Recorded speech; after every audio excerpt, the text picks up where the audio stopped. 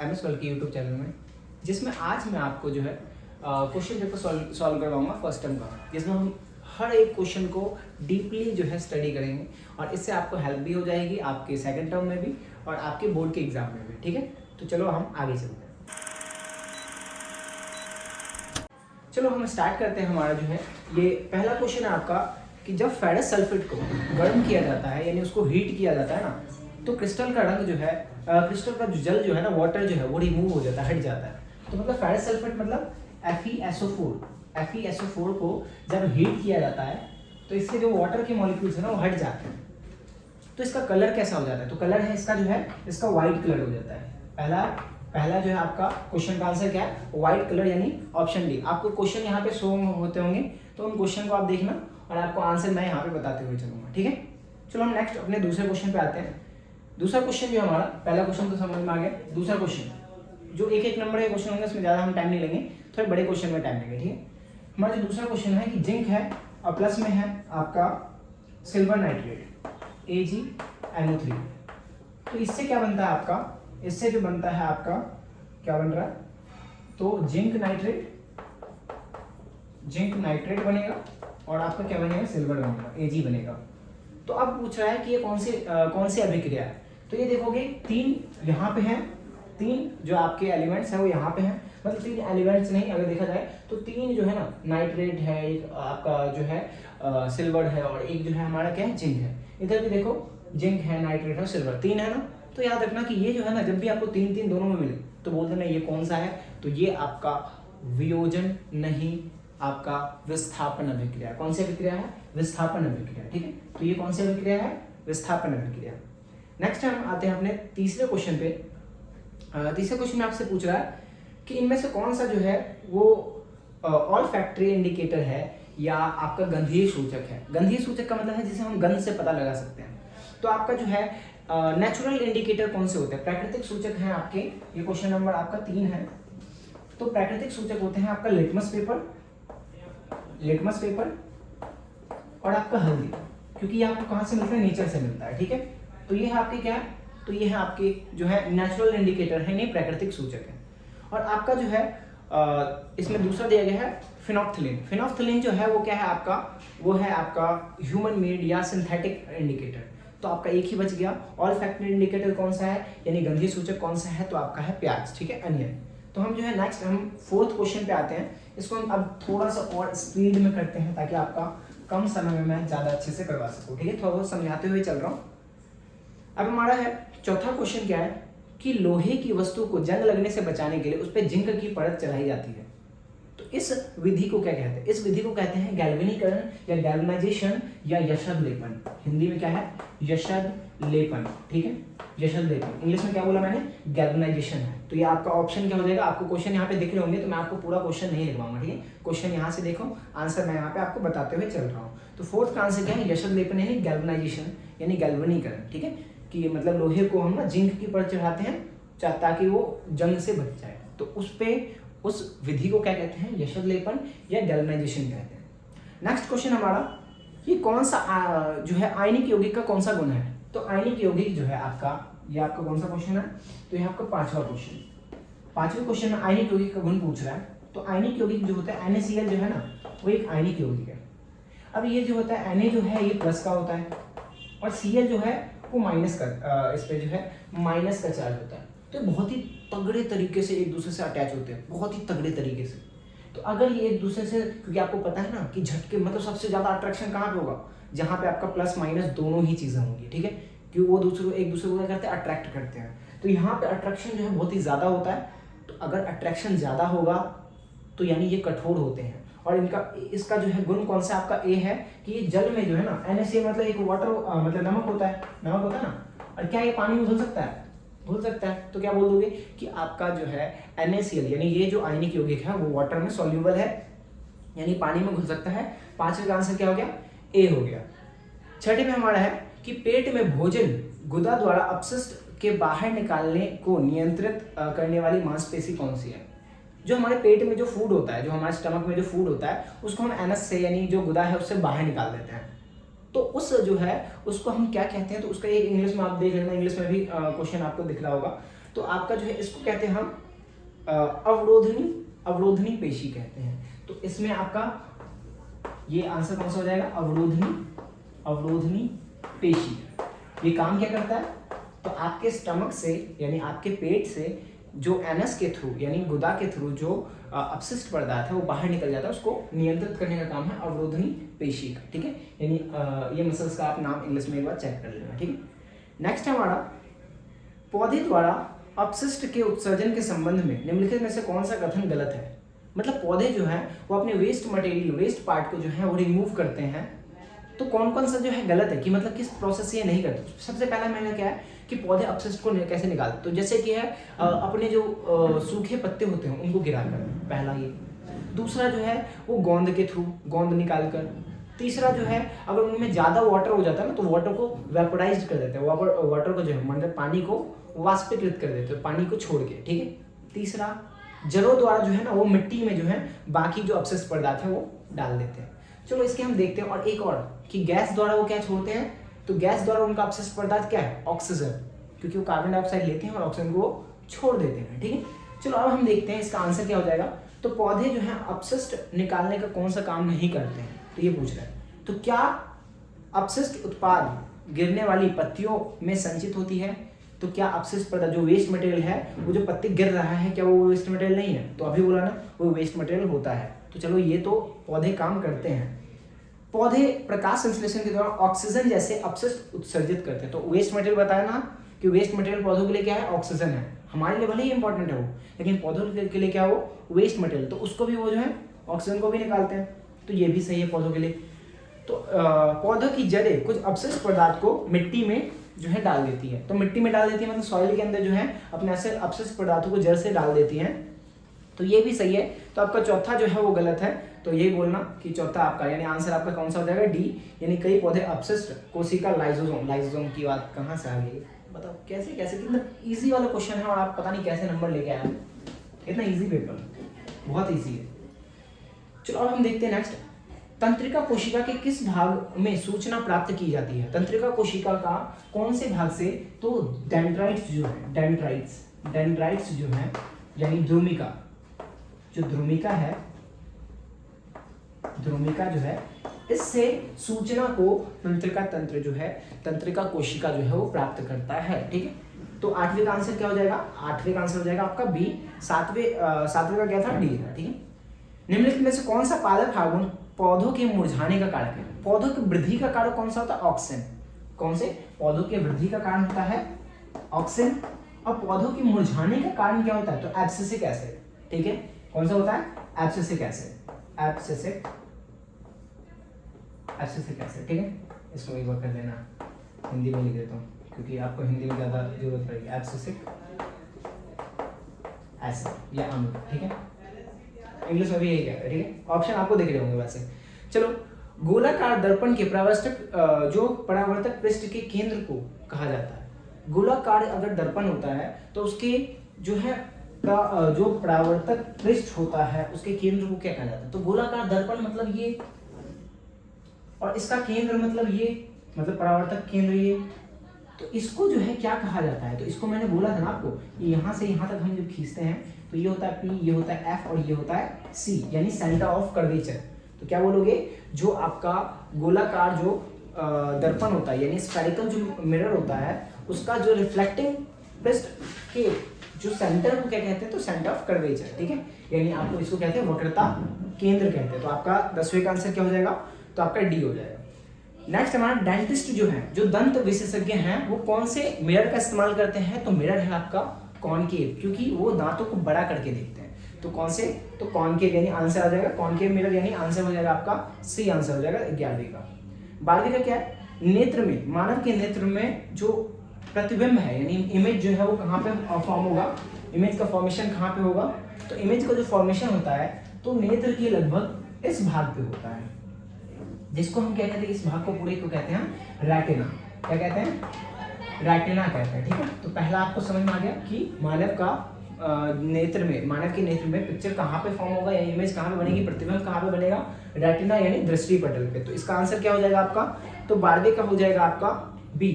Next हमारा कांच के त्रिभुज प्रिज्म में निर्गत किरण और आपतित किरण की दिशा में एक कोण झुकती है और इस कोण को किस चिन्ह से दिखाया जाता है। तो आपको दो कोण बताए गए हैं, एक निर्गत और एक आपतित। अब सबसे पहले प्रिज्म हम बनाते हैं। प्रिज्म यानी ये, अब मैंने एक लाइट यहाँ से भेजी, इसको जाना कहाँ से चाहिए था, यहाँ इसके थ्रू जाने से था, लेकिन ये प्रिज्म आया तो थोड़ी जो है ना लाइट जो है वो मुड़ गई, यानी लाइट यहाँ से निकल गई। तो इनके बीच का जो डिफरेंस है ना, जाना यहाँ से चाहिए था लेकिन मुड़ क्या, ये जो है यहाँ से चली गई, यहाँ से मुड़ गई, तो इनके बीच के डिफरेंस को हम डी से दिखाते हैं, यानी ये जो है आपका डी से दिखाते हैं, जिसको हम कहते हैं क्या, तो डी कहते हैं, यानी विक्षेपण हो चुका है, डिस्पर्सन हो चुका है, ठीक है। तो आपका डी आंसर हो जाएगा, यानी डी से हम दिखाते हैं तीसरे को। निर्गत कोण कौन सा है, निर्गत मतलब आउटपुट रेज कौन सा है, तो आउटपुट वाला ये वाला है ना, और आपका जो है इंसिडेंस रे कौन सा है, मतलब आपतित किरण कौन सा है, तो ये आपतित किरण जा रही है, निर्गत कोण निकल रहा है, यहाँ पे निकलना चाहिए था, तो इन दोनों के कोण के बीच को हम डी कहते हैं, ठीक है।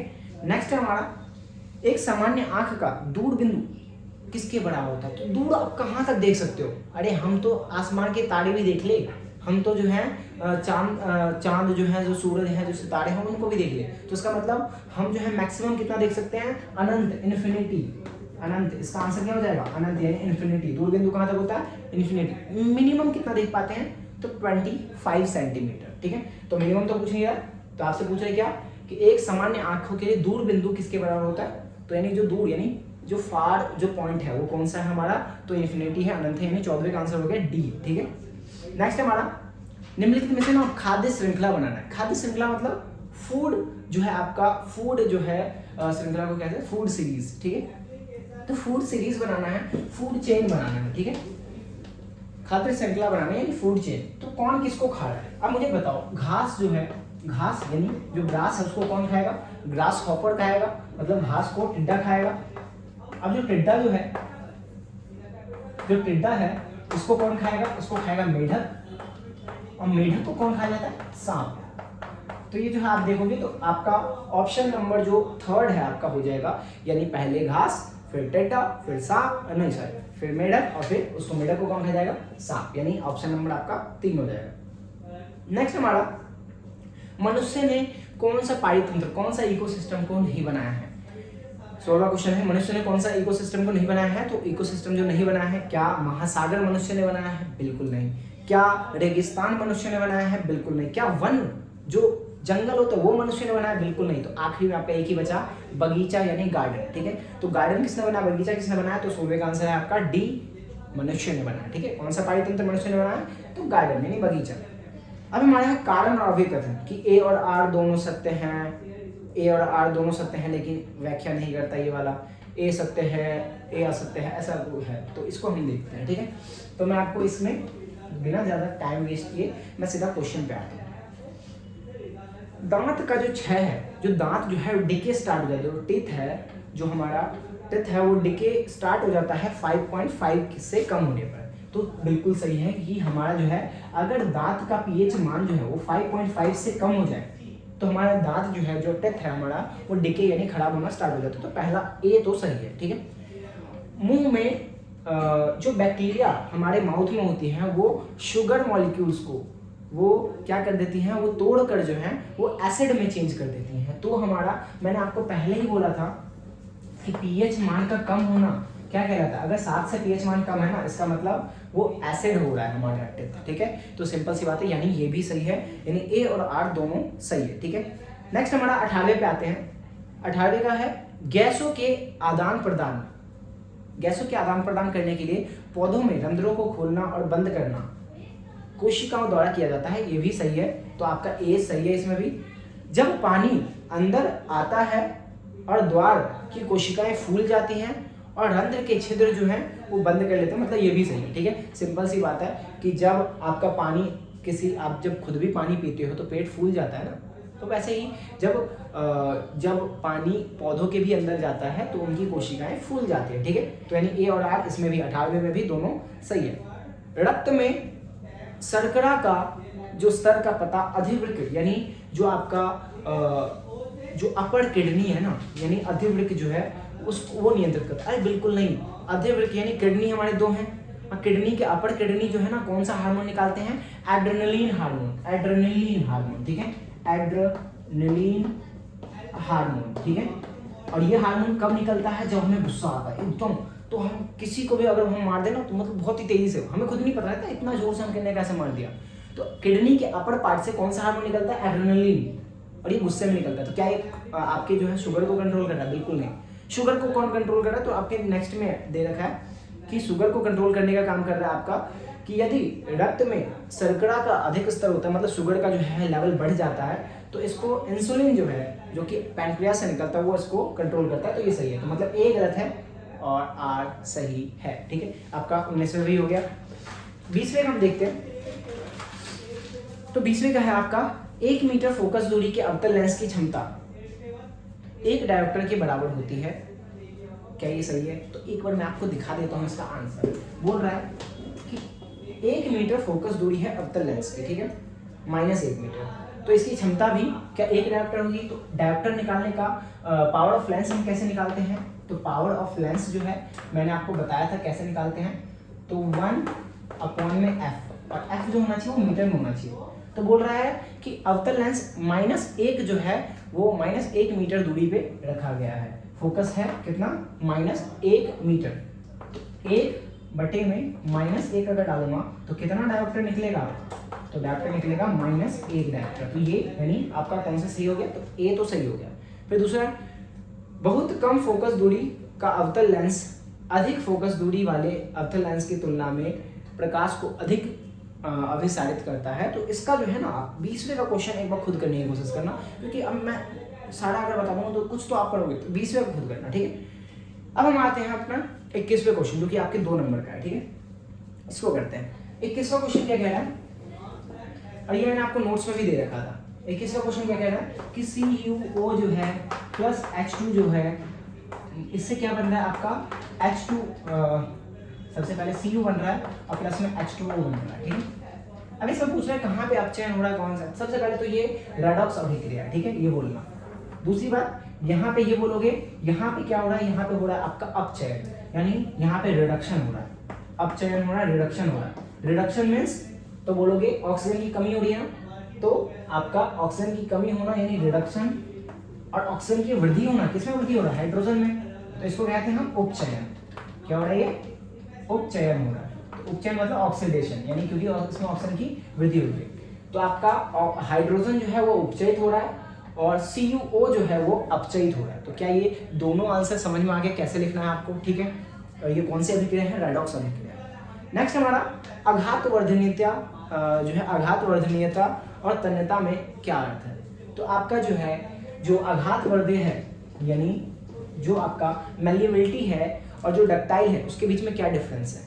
तो मेलिएबिलिटी का मतलब होता है आपका कि धातु को पीट के शीट में चेंज करना, यानी धातु को बाय बीटर हम चेंज कर दे इनटू शीट्स में, तो इसको हम क्या कहते हैं, आघातवर्धीय कहते हैं। और तन्यता मतलब जब हम मेटल को ड्रॉन कर दे इनटू थिन, मतलब लॉन्ग या थिन वायर्स में, यानी जब हम धातु को हम बड़े लंबे तारों में परिवर्तित कर दे खींच के, तो उसे हम तन्यता कहते हैं। आघातवर्धीय मतलब लिख लो, आघातवर्धीय मतलब धातु को पीट के शीट में चेंज करना, जैसे कि चांदी के प्लेट, सोने के प्लेट। और तन्यता का मतलब धातु को खींच के तार में बदलना, ठीक है।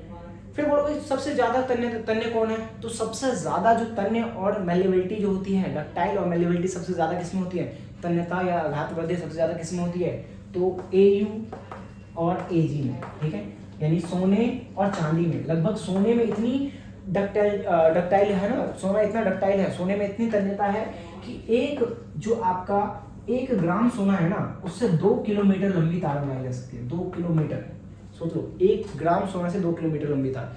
तो आपको मैंने ये भी बता दिया। नेक्स्ट आते हैं हम अपने 23वें क्वेश्चन पे कि मनुष्य में ऑक्सीजन और कार्बन डाइऑक्साइड का वहन कैसे होता है। तो मनुष्य में ऑक्सीजन और कार्बन डाइऑक्साइड का वहन कैसे होता है, तो आप क्या बोलोगे कि मनुष्य में जो है क्या होता है कि मनुष्य में, चलो इसका आंसर मैं लिखवा ही देता हूँ, हिंदी में लिखवा देता हूँ, बाकी आपको इंग्लिश में जो है आपको यहाँ पे मैं बोल दूंगा भैया को कि वो ऐड करते हैं, ठीक है। तो यानी आपका जो है सबसे पहले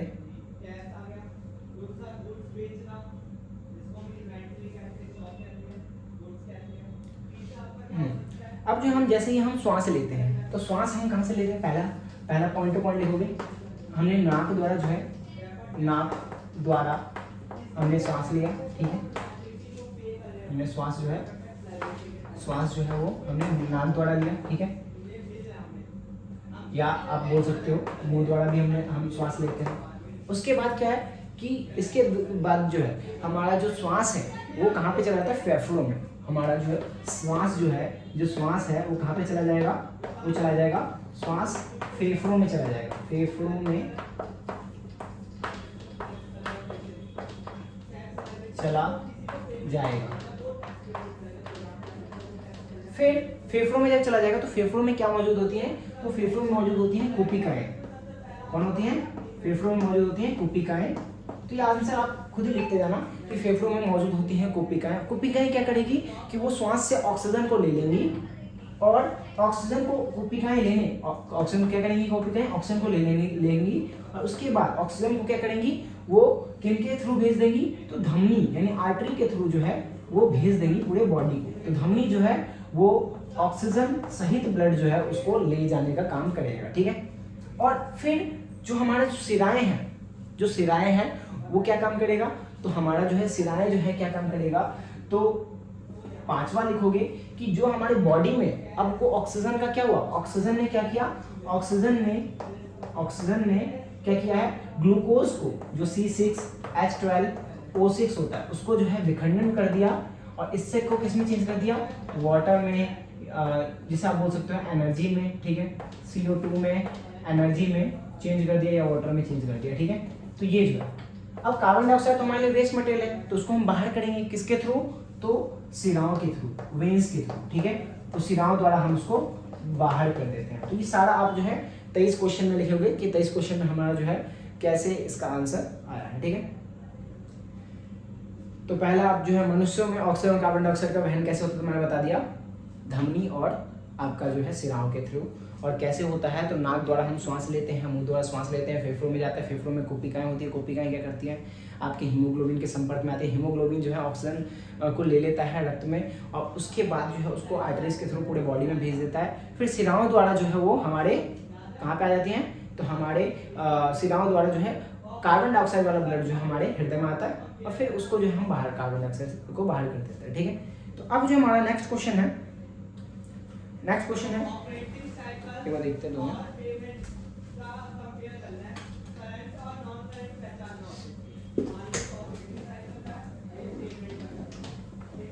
अब जो है मैं थोड़ा आपको कम लिखवाने की कोशिश करूंगा, मैं आपको बता देता हूँ, ठीक है। जैसे कि पहला जो है इसको मैं ऐड भी करवा दूंगा आंसर को कि जब तंत्रिका आवेग की जंतु मांसपेशी तक पहुंचता है तो कैसे गति करता है।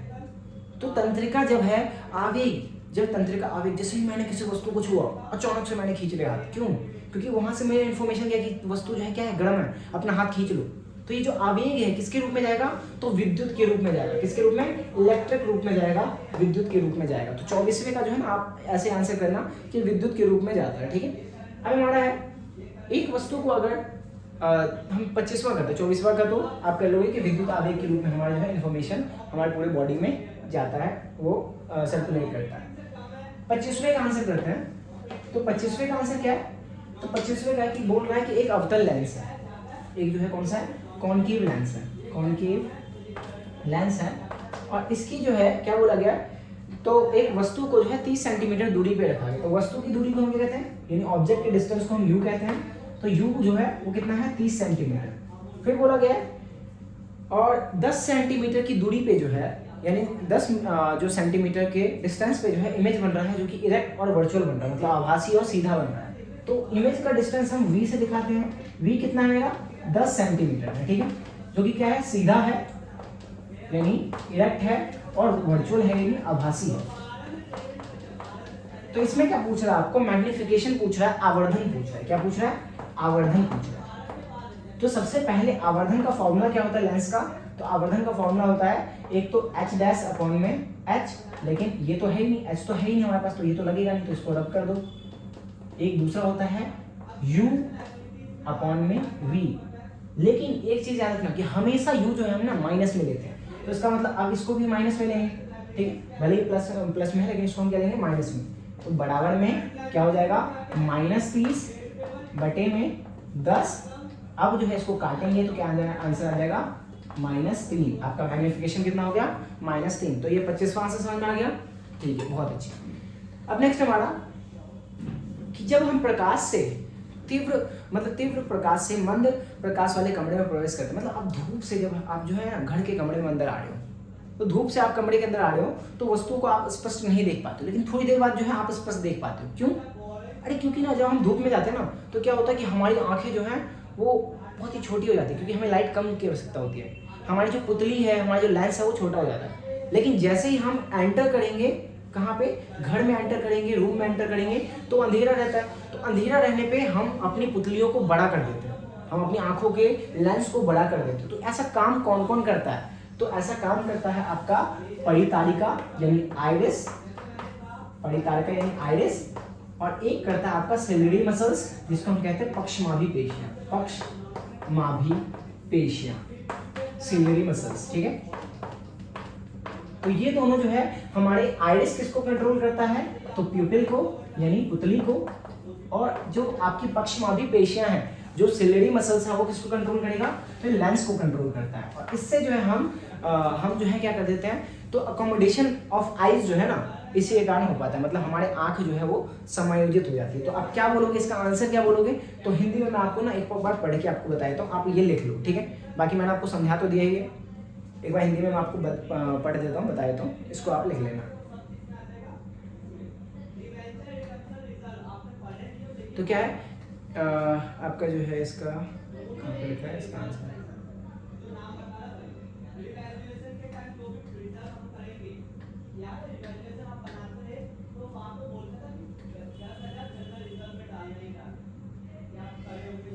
चलो इसका जो है एक बार मैंने आपको बता ही दिया है कि क्या करता है, लेंस जो है हमारा समंजन क्षमता में आपका जो है मेन होता है कि हमारी समंजन क्षमता क्या होती है कि जो आपकी पक्षमाभी पेशियां होती हैं वो लेंस के आकार को छोटा बड़ा जो है करने का काम करती हैं, और इससे क्या होता है कि आपकी फोकस दूरी जो है नियंत्रित हो जाती है। जो आपका आइरिस जो है वो पुतली के आकार को छोटा बड़ा करता है, इससे आपकी जो है वो फोकस दूरी जो है नियंत्रित हो जाती है। तो 2 पॉइंट लिख दोगे। फिर तीसरा पॉइंट क्या लिखोगे कि जब हम धूप से अंदर आते हैं तो हमारी जो लेंस है उसके आकार को बड़ा होना होता है, क्योंकि हमें लाइट ज़्यादा चाहिए अब, क्योंकि अंधेरे में तो लाइट होता नहीं है। तो लेंस के आकार को बड़ा करने का काम कौन करेगा? तो आपका सिलियरी मसल्स। और फिर जब हम बाहर जब प्रकाश से अंदर आएंगे तो प्यूपिल का आकार भी यानी पुतले का आकार भी बड़ा होना चाहिए। तो चौथा पॉइंट क्या लिखोगे कि पुतली के आकार को बड़ा करने का काम कौन करता है? तो आपका करता है आइरिस यानी परितारिका। तो यहाँ पे आपका इसको हम क्या कहते हैं, समंजन क्षमता कहते हैं, अकोमोडेशन ऑफ आइज कहते हैं। ठीक है, तो ये जो है आप लिख लेना, आपको full out of full number मिलेगा और आपको अच्छे से क्लियर भी हो जाएगा। ठीक है, नेक्स्ट अपने क्वेश्चन पे आते हैं। नेक्स्ट हमारा क्वेश्चन ये वाला क्वेश्चन कर लोगे, आपको आंसर भी मैं यहाँ पे पिन करवा दूंगा, देख लेना आप। ठीक है, अब जो हमारा है इसका मैं पीडीएफ जो है आपके ग्रुप के जो आपका कमेंट बॉक्स है ना उसके अंदर जो है मैं आपको पीडीएफ भी दिलवा दूंगा। ठीक है, डिस्क्रिप्शन में भी। अब जो हम आते हैं नेक्स्ट हमारा 27वां क्वेश्चन, बहुत ही इजी हलवा क्वेश्चन है बिल्कुल। अरे मोमोज मान लो इसको, इतना है। अब इसको हम देखते हैं कि आपका जो है ये मोमोज वाला क्वेश्चन कौन सा है। सबसे पहले जो है आपसे पूछ रहा है कि बेकिंग सोडा का रासायनिक नाम बताओ। अरे बेकिंग सोडा का मतलब है सोडियम, इंग्लिश में लिख देता हूँ, सोडियम हाइड्रोजन कार्बोनेट, ठीक है, यानी सोडियम हाइड्रोजन कार्बोनेट। क्या है आपका? तो पहला क्वेश्चन है 28वें का पहला है आपका कि पूछ रहा है 28वें का पहला बताओ, 27वें का भी बता दूंगा, थोड़ा भूल गया। 28वें का पहला है कि बेकिंग सोडा का रासायनिक नाम क्या है? Sodium hydrogen carbonate. दूसरा पूछ रहा है रासायनिक सूत्र लिखो, तो सोडियम को Na, हाइड्रोजन को H और कार्बोनेट को CO3। तो ये हम लिखते हैं, तो ये है बेकिंग सोडा का रासायनिक फॉर्मूला। फिर तीसरा इसके 2 उपयोग लिखो, तो ये क्या करता है, केक या ब्रेड को ना, केक, दूसरा पॉइंट लिखोगे, दूसरा ये बी का आंसर है आपका, केक और ब्रेड को जो है ये करता है, स्पंजी बनाता है। क्या बनाता है? स्पंजी, यानी मुलायम बनाता है। ठीक है, केक और ब्रेड को मुलायम बनाने का काम करता है। खाने को, जो फूड है ना, जो खाना है, जो फूड है उसको जल्दी पकाने का काम करता है, जल्दी पकाने का काम करता है। खाने को जल्दी पकाने का काम यानी फूड को जल्दी से प्रिपेयर करने का काम करता है। ठीक है, उसके बाद टेस्ट भी, फूड के अंदर जो टेस्ट है, जो रसगुल्ले बनाए जाते हैं ना, उसमें बेकिंग सोडा ही डाला जाता है। ठीक है, तीसरा आपसे पूछ रहा है कि इसका उपयोग जो है वो बेकिंग पाउडर में कैसे बनाने में किया जाता है। तो ये तीसरा आपका है सी का आंसर। अच्छे से कर लो इसको, एक बार देखो, 2 बार देखो, क्योंकि यहीं से आपके मैक्सिमम क्वेश्चन आपके सेकंड टर्म में भी देखेंगे, बोर्ड में भी देखेंगे, याद रखना। अब जो बेकिंग पाउडर कैसे बनाया जाता है, तो बेकिंग सोडा क्या था, NaHCO3, ये बेकिंग सोडा था। अब बेकिंग पाउडर बनाने ना, तो इसमें हम क्या जोड़ देंगे, टार्ट्रिक एसिड जोड़ देंगे, टार्ट्रिक एसिड। इसको हिंदी में भी आपके टार्ट्रिक एसिड ही कहते हैं, टार्ट्रिक अम्ल, ठीक है। तो जब हम इसको जोड़ देते हैं ना, तो क्या बन जाता है आपका, तो बन जाता है बेकिंग पाउडर। क्या बन जाता है, बेकिंग पाउडर बन जाता है। तो यहाँ पे आपका जो है ये क्लियर हो गया कि ये 28वें का तीनों पार्ट मैंने करवा दिए। अरे सारे क्या होता है पता है, इसमें जो है साइंस में ना आपको बिल्कुल पॉइंट टू पॉइंट लिखोगे, सही लिखोगे ना, आपको नंबर मिलेंगे, ये याद रखना, ठीक है। 27वां क्वेश्चन हम जाते हैं दोबारा से। 27वां क्वेश्चन है कि 3 विभिन्न प्रकार के वियोजन अभिक्रिया के नाम बताइए और संतुलित एक रासायनिक समीकरण में लिखिए। अरे ये मैंने आपको बोला था ना कि याद करके जाओ, अभिक्रिया के जो भी एग्जांपल्स है उसको याद करके जाओ। तो 3 आपसे पूछ रहा है, 3 जो है वियोजन अभिक्रिया के नाम बताइए और उसका जो है एक रासायनिक समीकरण का एग्जाम्पल भी दीजिए, संतुलित रासायनिक समीकरण का। तो पहला है आपका इलेक्ट्रिक डिकम्पोजिशन, मतलब डिकम्पोजिशन के 3 टाइप्स के रिएक्शन पूछ रहा है। तो आपका है इलेक्ट्रिक डिकम्पोजिशन, जिसको हम क्या कहते हैं, विद्युतीय वियोजन। और जो विद्युतीय वियोजन है वो क्या होता है, तो विद्युतीय वियोजन का मतलब है आपका कि जब हम H2O को, एक एग्जांपल आपका पहला एग्जांपल पहले का, ठीक है, पहला एग्जांपल क्या है, H2O जो है इसको हम हीट नहीं इलेक्ट्रिसिटी यानी विद्युत से तोड़ते हैं। और जब हम विद्युत से तोड़ेंगे तो क्या हो जाएगा, H2 अलग और O2 अलग। लेकिन ये संयोजित नहीं है ना, क्योंकि इसमें एक ही O है, इसमें 2 O है, तो हम इसको 2 O कर देते हैं, लेकिन 2 नहीं, अब 4 हाइड्रोजन हो गया, तो इधर हम 4 हाइड्रोजन, तो ये भी हमारा पहला एग्जाम्पल हो गया। ये कौन सा, विद्युतीय वियोजन। दूसरा आपका 3 एग्जाम्पल पूछे हैं, 3 डिकम्पोजिशन रिएक्शन के जो है एग्जाम्पल पूछे हैं। तो तीसरा थर्मल डिकम्पोजिशन यानी आपका ऊष्मीय वियोजन। ऊष्मीय वियोजन में क्या होता है कि CaCO3 जो है इसको हम हीट से तोड़ देते हैं। किससे तोड़ते हैं, हीट से। तो क्या बन जाएगा, CaO प्लस में CO2, ये आपका संतुलित ही है, एक बार देख लेना, ठीक है। फिर आपका तीसरा है, आपका जो है वो है, तीसरा कौन सा है, तो प्रकाशीय वियोजन, यानी जिसको हम कहते हैं क्या, फोटो डिकम्पोजिशन, जिसको प्रकाशीय वियोजन कहते हैं, प्रकाश से तोड़ते हैं इसको हम, सूरज के प्रकाश से। तो जो AgCl है, जो सिल्वर क्लोराइड है, उसको किससे तोड़ते हैं, प्रकाश से तोड़ते हैं। और क्या बन जाएगा, Ag अलग और प्लस में Cl अलग, ठीक है। तो ये आपका प्रकाशीय वियोजन, ये भी आपका संतुलित है। तो आपका जो है 27वां 28वां दोनों क्वेश्चन हो गया। अब हम 29वें बात, धमनियों और शिराओं के बीच में 3 अंतर को बताना है। धमनी और शिराओं के बीच में 3 अंतर बताना है। आपको जो है कमेंट बॉक्स में आपको PDF तो मिल ही जाएगा, बाकी मैं आपको समझा देता हूँ। धमनियां यानी जो आपका आर्टरीज है,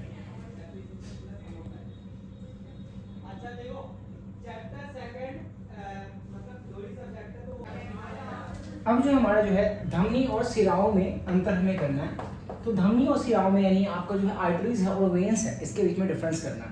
तो जो आर्टरीज होती हैं वो ऑक्सीजन सहित, यानी जो आपका जो है ऑक्सीजन के साथ वाला जो ब्लड है ना, वो लेके हमारे बॉडी से नहीं, हमारे हृदय से पूरे बॉडी तक पहुंचाने का काम कौन करेगा, तो धमनी यानी आर्टरीज क्या करती है, तो हमारे हृदय यानी हमारे जो लंग्स से क्या काम करेगा, हमारे लंग्स से ब्लड को, जो कि ऑक्सीजन के साथ वाला ब्लड है, उसको हमारे पूरे बॉडी तक पहुंचाएगा। और जो शिराएं हैं वो क्या काम करेगा, हमारे बॉडी से जो अनऑक्सीकृत जो ब्लड है, यानी जो जिसमें ऑक्सीजन नहीं है, विदाउट ऑक्सीजन वाला जो ब्लड है, उसको हमारे बॉडी से किस में लाएगा, लंग्स में लाएगा, ऑक्सीजन को फिल करने के लिए, भरने के लिए, ठीक है। तो ये मैंने आपको लिखवा भी दिया है। इनकी जो दीवार है वो मोटी होती है। अब बताओ, इसमें ऑक्सीजन भी है, ब्लड भी है, तो बताओ ज्यादा लोग हैं तो दीवारें मोटी, इसमें जो है ऑक्सीजन नहीं है, मतलब एक चीज नहीं है, तो इनकी दीवारें जो हैं वो पतली होती हैं, ज्यादा मोटी नहीं होती हैं, ठीक है। इनकी दीवारें लचीली होती हैं, इनकी दीवारें लचीली कम होती हैं। इनमें वॉल्व नहीं होते हैं, इनमें जो वॉल्व है वो नहीं होते हैं, और इनमें वॉल्व जो है वो होते हैं, ठीक है। और इसके अंदर जो है ये सतही नहीं होते और ये सुपरफिशियल यानी सतही जो है ये होते हैं। ये आप एज इट इज लिख लेना, आपको मैं और अच्छे से समझा दूंगा। अब हमारे पे आते हैं कि आपका जो है ये पूछ रहा है, ये क्वेश्चन जो है कौन सा है ये 30वां क्वेश्चन है कि राघव जो है रसोई के घर में जो है राघव की जो उसकी मम्मी है वो खाना बना रही थी। तो राघव की मम्मी ने जो है कुकर पे छोड़ा, प्रेशर कुकर पे, तो उनका हाथ जो जल गया, तो उन्होंने बहुत तेजी से खींचा। क्या कहते हैं इसको हम क्या कहते हैं, क्या कहते हैं कि प्रतिवर्ती क्रिया। जैसे गर्म लगी उन्होंने हाथ को इधर पीछे की ओर खींचा, तो क्या लिखोगे प्रतिवर्ती क्रिया है ये, यानी ये जो है आपका प्रतिवर्ती क्रिया कौन सी क्रिया होती है। तो इस क्रिया में उद्दीपन के प्रति, उद्दीपन क्या है ऊष्मा, गर्मी लगी ना उनको, तो उद्दीपन यानी ऊष्मा के प्रति यानी उद्दीपन के प्रति उन्होंने तेज और अचानक प्रतिक्रिया की। तो कौन सी प्रतिक्रिया है, आपका प्रतिवर्ती क्रिया है। इसमें आपको बोला है कि आपको जो है पूरा वो बनाना है, अचानक से हाथ पेज खींच लिया तो पीछे खींच लिया, तो इस घटना का सही क्रम दीजिए। तो सबसे पहले ऊष्मा लगी यानी उद्दीपन हुआ, उसके बाद ऊष्मा इंसेप्टर ऑर्गन कौन सा है, यानी जो ग्राही अंग है जिन्होंने ऊष्मा को प्राप्त किया है वो कौन सा है, तो त्वचा है, उनका जो है स्किन है, हाथ है, ठीक है। उन्होंने फिर वो मेडोजी में यानी जो मेडोरज्जु है यानी ये जो रीढ़ की हड्डी है, ये बैक बोन मैरो होती है, तो यहाँ पे उनको जो है वो पूरा इन्फॉर्मेशन दिया। फिर उन्होंने किसको भेजा इन्फॉर्मेशन, पेशी को भेजा यानी मसल्स को भेजा, और मसल्स ने सीधा हाथ को पीछे खींच लिया, इसी को हम क्या कहते हैं अनुक्रिया कहते हैं। तो ये पूरा मैंने आपको एग्जाम्पल समझा दिया, ठीक है। इंग्लिश वालों को अगर दिक्कत है तो सीधा मेरे से बोलना, मैं आपको जो है पूरे इंग्लिश में भी जो है नोट्स आपको पिन करवा दूंगा, ठीक है। ये आपको जो है नोट्स आपको कमेंट सेक्शन में मिल जाएंगे। नेक्स्ट हमारा 31वां क्वेश्चन है कि स्नेल के प्रकाश के अपवर्तन का नियम बताओ। तो स्नेल के प्रकाश के अपवर्तन का नियम मैं आपको आंसर तो मैं भिजवा ही दूंगा, बाकी अभी मैं बताता हूँ स्नेल के प्रकाश के अपवर्तन का नियम क्या कहता है। तो वो कहते हैं कि जो साइन आर है, जो साइन आई है और जो साइन आर है, जो साइन आर है वो कांस्टेंट होंगे, वो स्थिरांक होंगे, कांस्टेंट होंगे, ठीक है, कांस्टेंट होंगे। यही है वो कहते हैं कि साइन आर यानी एंगल ऑफ जो इंसिडेंस जो साइन है और एंगल ऑफ जो रिफ्लेक्ट जो कि साइन आर है, ये दोनों का अगर मैं रेशियो ले लूँ तो ये कांस्टेंट होगा, ये स्थिर होगा, ये स्नेल का नियम है, ठीक है। तो ये एक बार कर लेना 31वें का। फिर हम 32वें पे आते हैं कि 32वें में जो है आपको निम्न में आरेख बनाइए। अब इसमें चित्र बनाना है, आपको पिक्चर बनाना है, डायग्राम बनाना है। क्या बोल रहा है आपको, सबसे पहले डायग्राम बनाना है कि निकट दृष्टि दो संयुक्त नेत्र है उसका दूर बिंदु कहाँ पे होता है। तो सबसे पहले आप बता दोगे कि निकट दृष्टि दोष जिसको हो गया उसको दूर बिंदु जो है वो अनंत पे ना होके कहाँ पे आ जाएगा, वो नेत्र के पास आ जाएगा। तो पहला आंसर क्या बोलोगे, नेत्र के पास। एक आंसर क्या है, नेत्र के पास आ जाएगा, उसका जो दूर बिंदु है ना वो नेत्र के पास आ जाएगा, ठीक है। फिर जो निकट दृष्टि दोष युक्त जो नेत्र है उसका पिक्चर बनाना है, तो कैसे बनाओगे, तो आप जो है पूरा नेत्र का पिक्चर बनाना। आई का मुझे नहीं आता है, मैं आपको बता दे रहा हूँ। तो कैसे बनाना है आपको, एक पूरा आई ऐसे बना लेना और इससे पहले ही ये जो है ये आप जो है ये लाइन बांट देना। अब ये रेटिना में पिक्चर नहीं बनाना, रेटिना से पहले बन गया ना, तो इसे हम क्या कहते हैं निकट दृष्टि दोष। यहाँ पे आपका क्या होता है, यहाँ पे आपका लेंस होता है, यहाँ पे आपका पुतली यानी आइरिस होती है, ये आपका प्यूपिल है, ये आपका आइरिस होता है, ठीक है। तो ये जो हमारे सिलियरी मसल्स हैं, तो ये जो है आप ऐसे पूरा पिक्चर बना दोगे तो आपके बी का आंसर हो गया, ठीक है। सी का आंसर क्या पूछ रहा है कि अवतल लेंस द्वारा इसको संशोधित करके दिखाओ, मतलब कॉनकेव लेंस द्वारा इसको संशोधित करते हैं। तो कॉनकेव लेंस से हम कैसे बचाते हैं, तो आपको बस एक कॉनकेव लेंस बनाना है ऐसे, और उसके बाद फिर से आपको आई बनाना है। आई को मैंने ऐसे बना दिया, ये जो है ये लेंस है, ये बड़ा वाला लेंस है, यहाँ पे आपका जो है सिलियरी मसल्स है, यह आपका जो है परितालिका है, ये आपका प्यूपिल है, प्यूपिल क्या करके कंट्रोल करता है। अब यहाँ से जो लाइट जाएगी, अब अवतल लेंस हमने क्यों लगा दिया है, तो अब अवतल लेंस लगाने पे बिल्कुल रेटिना पे पिक्चर बनेगा। तो ये आपका सी का आंसर हो गया, ठीक है। दोनों का पिक्चर बना के आप समझा सकते हो। अब हमारा है 33वां क्वेश्चन हम करते हैं कि 33वां क्वेश्चन में क्या बोल रहा है कि खेतों में उपयोग किए जाने वाले जो इंसेक्टिसाइड्स होते हैं, जो कि पीड़कनाशक होते हैं, उससे क्या होता है कि पीड़कनाशक के प्रयोग से जो है बैक्टीरिया जो है, जो पीड़कनाशक हमारे शरीर में जो है वो इकट्ठा होती जा रही है। तो इस प्रक्रिया को कहते हैं, तो इसको कहते हैं हम कौन सी प्रक्रिया कहते हैं, तो जैव आवर्धन कहते हैं। क्या कहते हैं, जैव आवर्धन। तो पहला आपने जब ही ये बता दिया ना तो ही आपको समझ में आ गया कि आपको आंसर आता है। जैव आवर्धन मतलब बायो मैग्निफिकेशन, ठीक है। तो जैव आवर्धन है ये। अब जैव आवर्धन में क्या होता है कि जो इंसेक्टिसाइड्स हैं, जो ये लिख लो, मैं आपको बता रहा हूँ, ये लिख लो कि जो इंसेक्टिसाइड्स हैं, जो पीड़कनाशक हैं, जो कीटनाशक हैं, उसके प्रयोग के द्वारा जो जो अनाज होते हैं वो दूषित हो जाते हैं और उसको जो खाता है उसमें जो केमिकल सब्सटेंस है यानी जो रासायनिक चीज़ें हैं उसकी मात्रा बढ़ जाती है और वो व्यक्ति बीमार पड़ जाता है। फॉर एग्जाम्पल, अब एग्जाम्पल भी लिखना कि जैसे कि हिरण ने घास खाया, अब घास पे उन्होंने क्या छींट रखा था, तो इंसेक्टिसाइड यानी पीड़कनाशक छींट रखा था, तो हिरण के अंदर वो केमिकल चला गया। अब हिरण को किसने खाया, शेर ने, तो शेर के अंदर वो केमिकल जाएगा तो शेर के अंदर वो केमिकल की मात्रा बढ़ जाती है। ठीक है, तो ये तो आप पूरा बायोमैग्निफिकेशन का बता दोगे आपका जो है 33वें क्वेश्चन का। अब हम आते हैं 34वें क्वेश्चन में। तो 34वें क्वेश्चन में क्या पूछ रहा है कि एक धातु का नाम बताओ जिसका डेंसिटी और जो आपका मेल्टिंग पॉइंट है वो कम है, तो गैलियम होता है। गैलियम कौन सा है जिसका डेंसिटी तो लिथियम का कम होता है। ठीक है, अब दोनों ही लिख के आ जाना, लिथियम और आपका जो है गैलियम जो है ना, गैलियम इसका जो है आपका डेंसिटी और जो मेल्टिंग पॉइंट है दोनों ही कम होता है। ठीक है, और एक पारा भी है, मरकरी भी है। ठीक है, दूसरा क्वेश्चन है ऐसा धातु जो कमरे के ताप पे आसानी से पिघल जाता है, जो रूम टेम्परेचर पे आपका मेल्ट हो जाता है, तो क्या है आपका Hg है, पारा है यानी मरकरी है। ठीक है, Hg है, पारा, तो ये आपका बी का आंसर हो गया। पहले का आंसर मैं आपको बता दिया, गैलियम लिथियम आप बोल सकते हो। ठीक है, फिर लिथियम जो है उसका घनत्व कम होता है और गैलियम का घनत्व और गलनांक दोनों कम होता है। ठीक है, नेक्स्ट हमारा ऐसी और धातु जो कि दहन के आवश्यक है, जो बर्न करने के लिए, तो मैंने क्या बोला था, ग्लूकोज को कभी जलाना हो या किसी को भी कभी भी आग लगती है, इस पृथ्वी पे आग लगना बंद हो जाएगा अगर पृथ्वी से ऑक्सीजन हटा दी जाए तो इसका मतलब ऐसी कौन सी अधातु है जो कि आग लगने के लिए सहायक है, तो आपका O2 या ऑक्सीजन, क्योंकि हमने पढ़ा था कि अधातु कौन सी होती है, जो इलेक्ट्रॉन को लेती है, तो ये 2 इलेक्ट्रॉन को लेता है, तो ऑक्सीजन जो है वो अगर ना रहे ना तो पृथ्वी पर आग ही ना लगे। तो तीसरे का आंसर क्या हो जाएगा, कौन सी अधातु है जो दहन के लिए आवश्यक है, तो आपका ऑक्सीजन। डी हमारा एक अधातु जो तरल अवस्था में पाया जाता है, तो ब्रोमीन, तो तरल अवस्था में कौन पाया जाता है, तो डी का आंसर है ये अधातु है। ठीक है, ब्रोमीन जो है अधातु है जो लिक्विड फॉर्म में पाया जाता है आपके रूम टेम्परेचर पे। ठीक है, कार्बन का एक अणु जो कि पृथ्वी का सबसे कठोर सब्सटेंस है, तो पृथ्वी का सबसे कठोर सब्सटेंस यानी अर्थ का सबसे कठोर सब्सटेंस कौन सा है, तो आपका हीरा यानी डायमंड है। तो आपका ई का आंसर क्या हो जाएगा, ई का आंसर जो है वो हो जाएगा आपका डायमंड यानी हीरा